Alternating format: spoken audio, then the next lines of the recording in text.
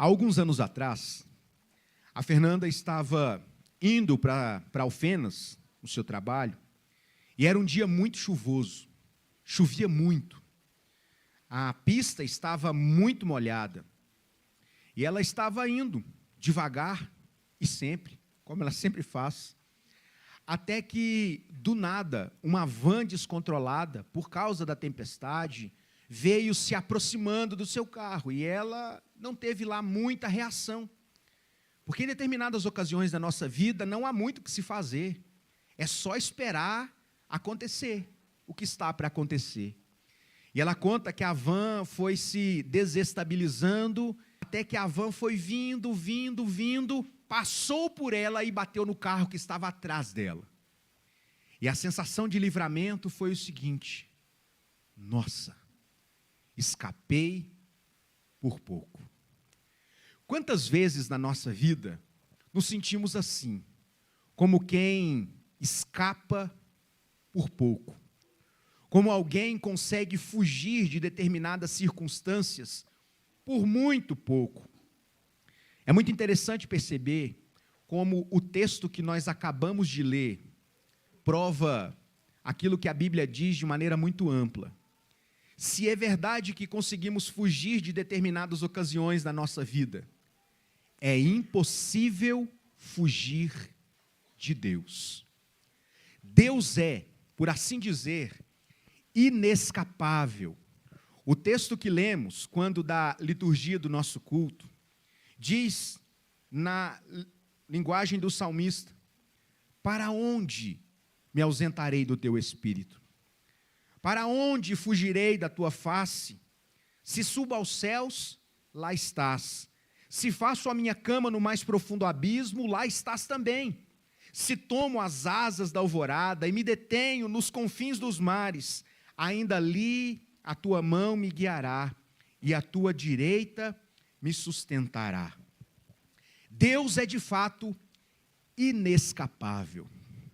Como eu disse, irmãos, hoje eu quero encerrar a nossa série de mensagens, onde nós temos falado a respeito do nosso chamado. Todos nós, a igreja do Senhor Jesus, foi salva, redimida pelo sangue de Jesus, foi convocada a fazer parte, cada um de nós, fomos chamados e integrados num corpo. E ao mesmo tempo que o Senhor nos atrai à sua presença, Ele nos envia ao mundo a fim de testemunharmos a respeito do Evangelho.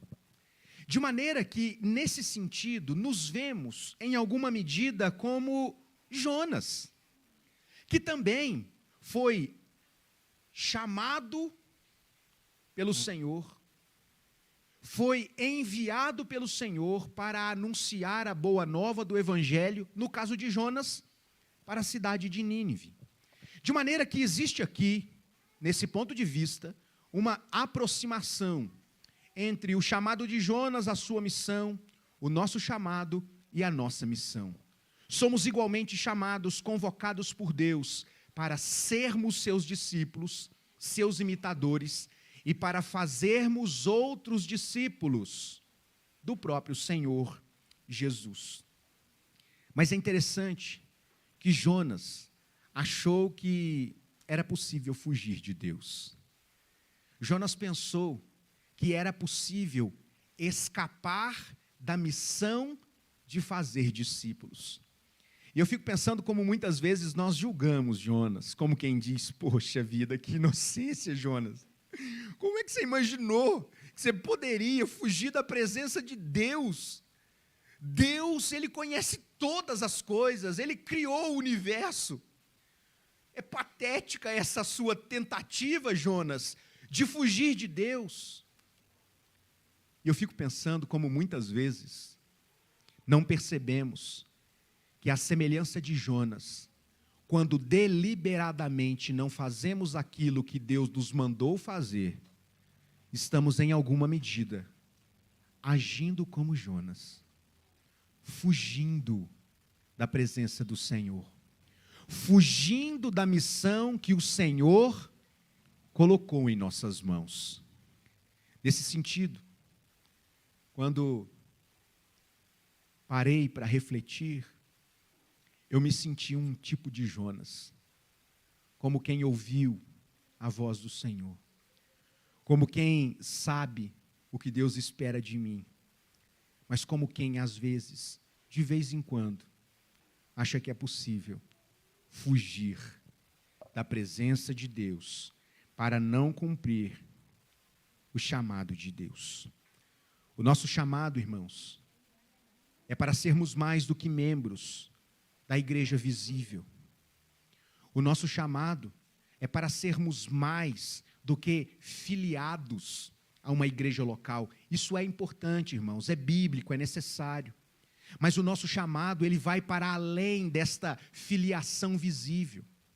Nós, todos nós, fomos chamados para, em sendo discípulos, fazermos discípulos para a glória de Deus, em obediência à palavra de Deus. E por isso eu quero convidar você a voltar a sua atenção para aquilo que o texto está dizendo. O texto começa dizendo que é o Senhor quem vem na direção de Jonas, filho de Amitai, e diz: Jonas, levante-se e vá à grande cidade de Nínive e pregue contra ela. A missão de Jonas era muito clara, muito específica. O conteúdo da mensagem que Jonas deveria pregar era muito simples, uma mensagem de juízo. Jonas deveria apenas dizer que os ninivitas estavam, por causa da sua rebeldia contra Deus, perdidos. Irmãos, este é um sermão muito simples. Mas Jonas se rebela contra Deus. E é muito interessante perceber como existe nesse primeiro capítulo de Jonas um movimento que aponta para a rebeldia do coração humano, mas que também aponta para a disciplina graciosa de Deus, bem como para o chamado ao arrependimento. E eu quero convidar você a olhar esse texto justamente nessa perspectiva, onde Deus vai tratar o coração de um discípulo, de alguém que foi enviado, tratando a rebeldia, aplicando disciplina e convidando-o ao arrependimento e cumprimento da sua missão.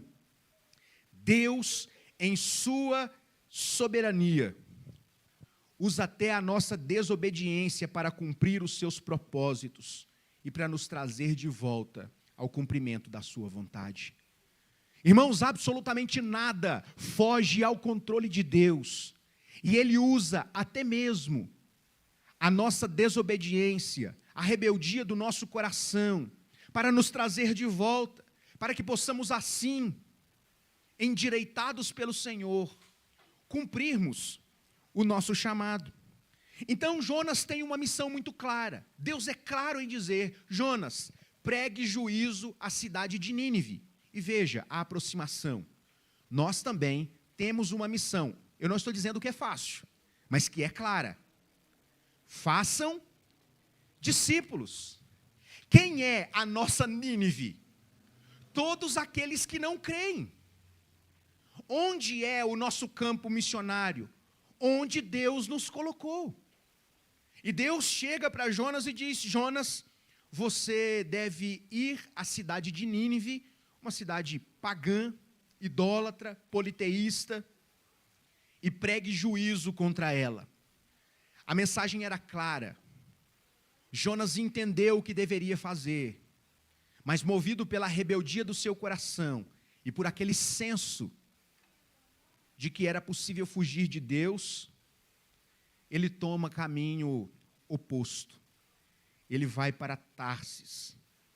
Ele deseja resistir à vontade de Deus. Irmãos, como o livro de Jonas nos mostra que é impossível resistir à vontade de Deus. É impossível. O livro de Jonas aponta para a soberania de Deus e o governo de Deus sobre todas as coisas. O mar obedece ao Senhor, os ventos obedecem ao Senhor, e Jonas achava que ele ia conseguir desobedecer e passar impune. Quando nós olhamos para a sequência do texto, verso 3, nós vemos que Jonas parece obedecer, ele se levanta, mas em desobediência.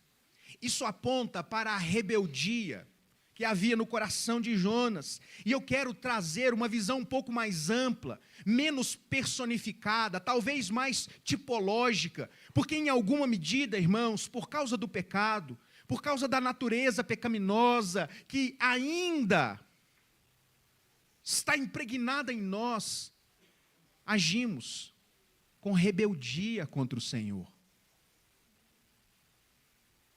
Agimos confrontando a vontade do Senhor. E veja, irmãos, quem está agindo de maneira rebelde é discípulo, é profeta. Jonas está agindo como aqueles que ele condena. O texto aponta para uma ação deliberada de Jonas, em rebeldia contra Deus. Verso 3, Jonas se levantou, ó que legal, vai obedecer. Mas depois da vírgula vem a decisão. Mas, para fugir da presença do Senhor para Tarsis, ele tinha um plano. Desceu para Jope e encontrou um navio que ia para Tarsis.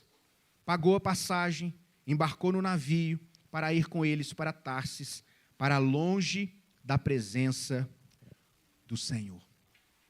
Então veja, que a rebeldia instaurada no coração do servo, leva esse servo a entender a mensagem, mas a decidir não cumprir a palavra de Deus.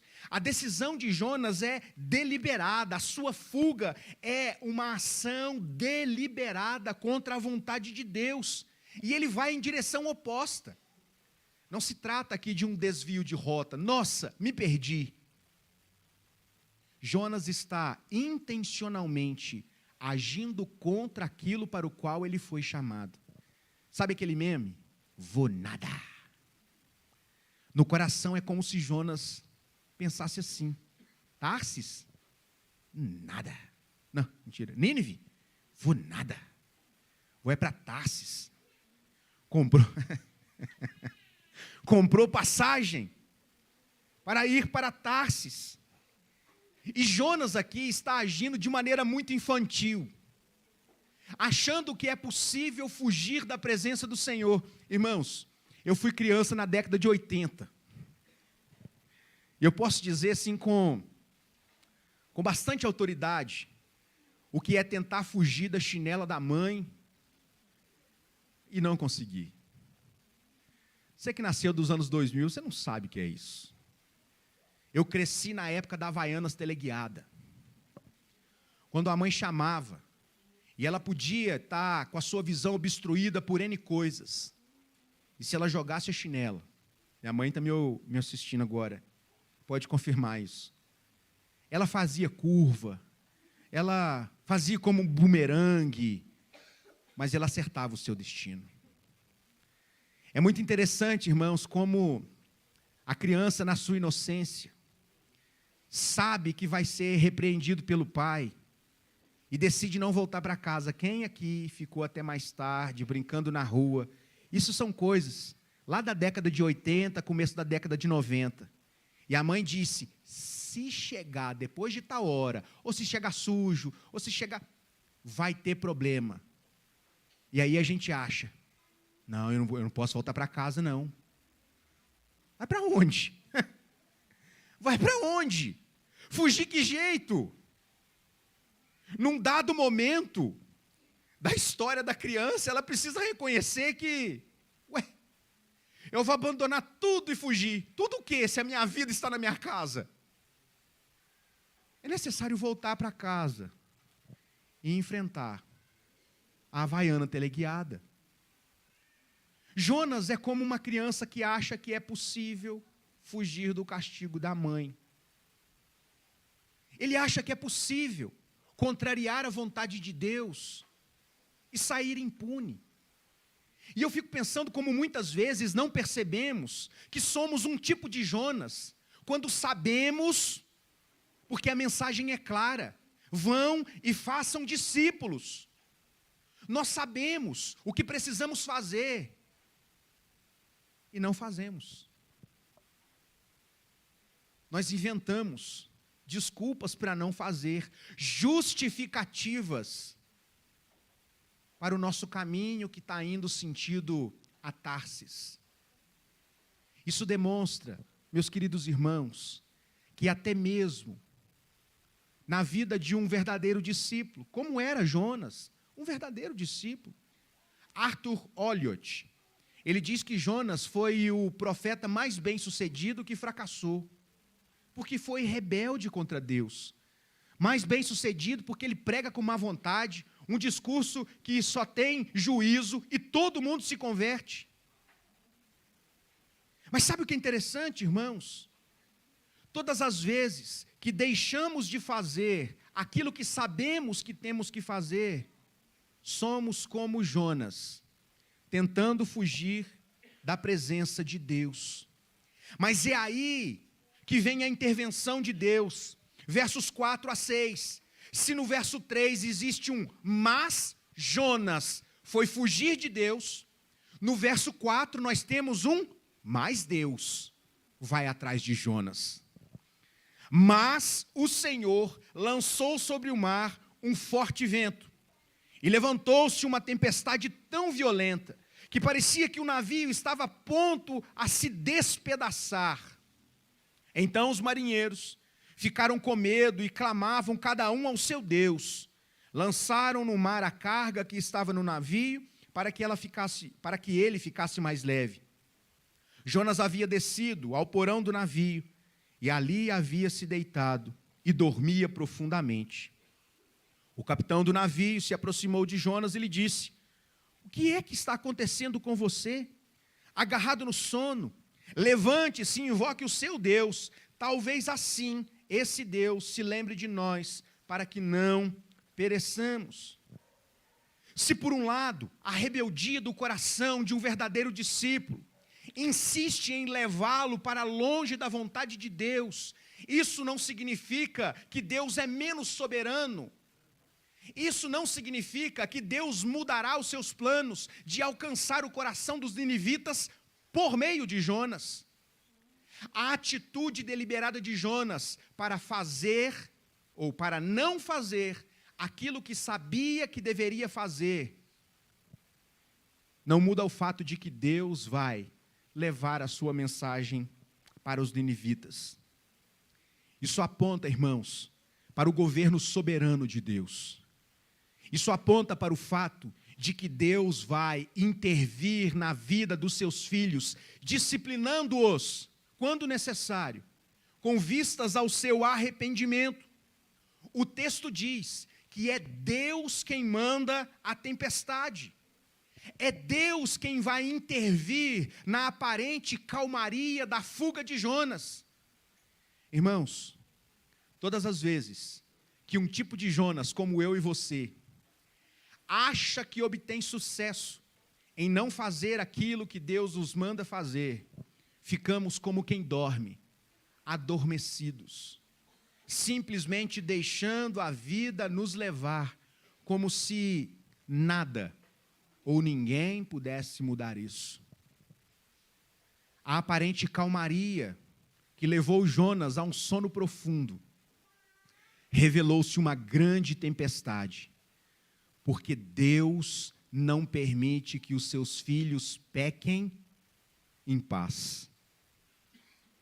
Deus não permite que os seus filhos o desobedeçam, sem que eles tenham consciência disso, e é o Senhor que vai em direção a Jonas por meio daquela tempestade. E veja, os ventos obedecem a Deus, o mar obedece a Deus, e Jonas, no auge da sua rebeldia, acha que pode desobedecer o Senhor. Deus vai disciplinar o coração de um discípulo rebelde. E é muito interessante, irmãos, que a disciplina de Deus para com seus filhos nunca é para destruí-los. Nunca é para destruí-los. Deus está agindo na vida de Jonas para produzir no seu coração arrependimento verdadeiro para o cumprimento da sua missão. E é exatamente assim que Deus se relaciona conosco. Todas as vezes que achamos que é possível fazer a nossa vontade e não a de Deus. Porque veja, implicitamente é isso que nós fazemos. Quando sabemos o que Deus quer que nós façamos e a gente, com as nossas atitudes, diz que seja feita a minha vontade e não a de Deus.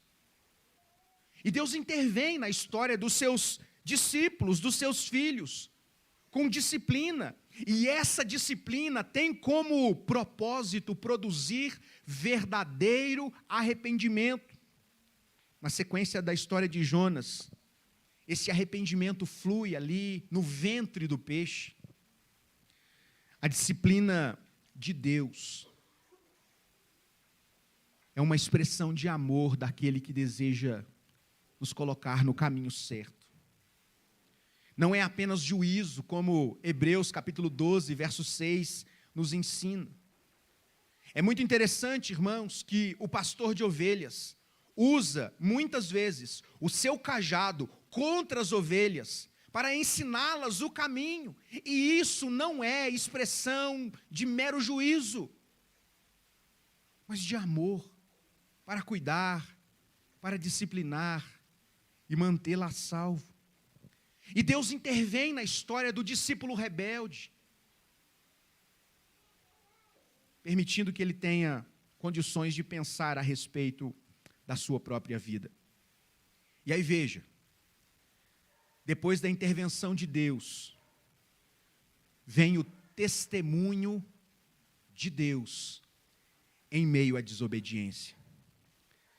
Versos 7 a 10 diz que os marinheiros diziam uns aos outros: a gente precisa descobrir quem que é o culpado por isso aqui.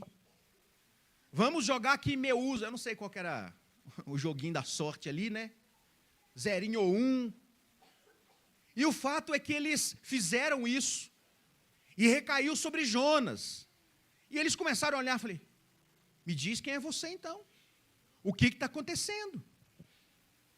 Jonas então vai contar a eles, começando por si mesmo: eu sou hebreu e temo ao Senhor Deus do céu, que fez o mar e a terra. Ou seja, o que Jonas está dizendo: eu sou hebreu e eu sirvo Deus que controla tudo isso que está nos aterrorizando aqui. Os homens ficaram com medo porque identificaram que Jonas tinha feito algo de errado. O texto não conta exatamente qual foi o momento que Jonas disse para eles, né? Jonas abriu o coração ali. Mas o texto mostra que eles tiveram ciência de que Jonas disse que estava fugindo de Deus. E é muito interessante, irmãos, perceber como aqui, Deus é anunciado em meio à desobediência. O texto diz que os marinheiros procuraram cada um clamar pelo seu próprio Deus com letra minúscula, e nada aconteceu. Até que descobriram que Jonas estava fugindo do seu Deus, que era a razão de tudo o que estava acontecendo. Isso nos leva a pensar que a nossa vida, ela aponta para Deus, meus irmãos. A nossa vida aponta para Deus e não há como fugir disso. Nós somos objeto da graça de Deus, do amor de Deus, até quando por Deus somos disciplinados. E agora os marinheiros são testemunhas de que Deus está indo ao encontro de Jonas por causa da sua rebeldia.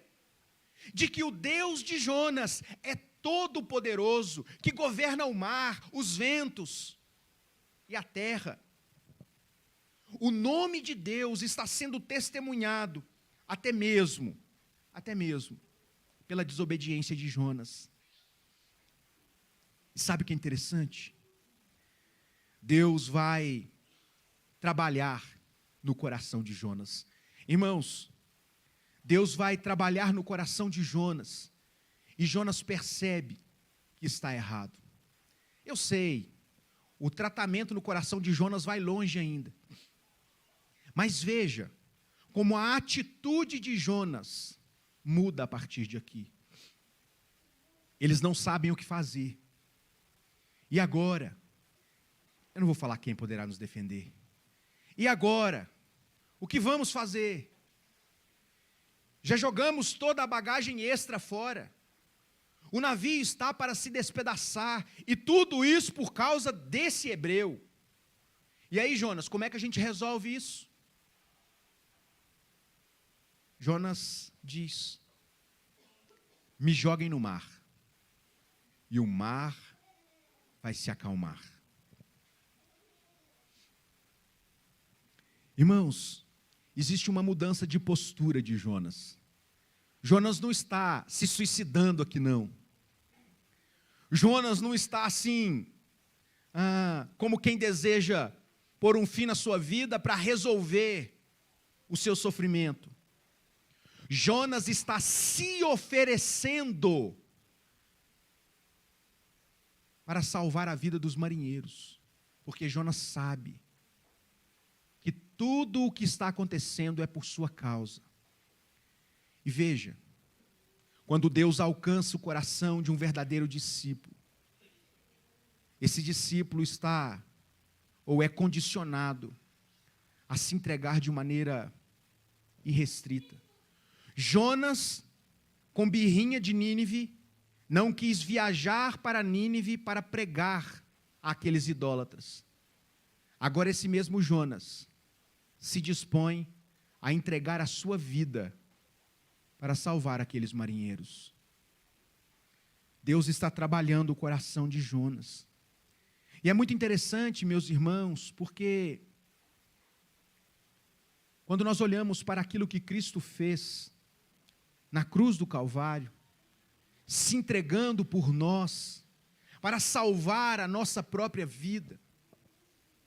É óbvio aqui que Jonas não tem esse poder, mas é interessante perceber como na atitude de Jonas, em se entregar para salvar aqueles marinheiros, nós encontramos na pessoa e obra de Jesus, aquele que se entregou como sacrifício para salvar a vida daqueles que ele chamaria para fazer parte do seu povo.